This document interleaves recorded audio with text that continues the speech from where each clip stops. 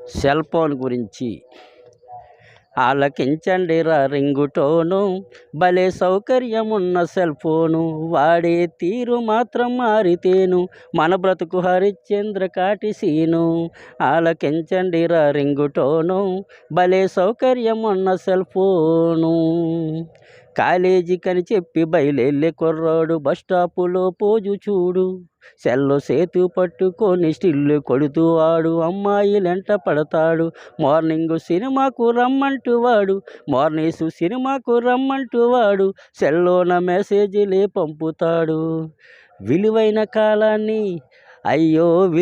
కాలాన్ని వెలిగించే చదువును గంగలో కలుపుతున్నాడు. అని నమ్మి చదివించేటి కన్నోళ్ళ ఆశల్ని తుంగలో తొక్కుతున్నాడు. ఆలకించండిరా రింగుటోను, భలే సౌకర్యమున్న సెల్ ఫోను.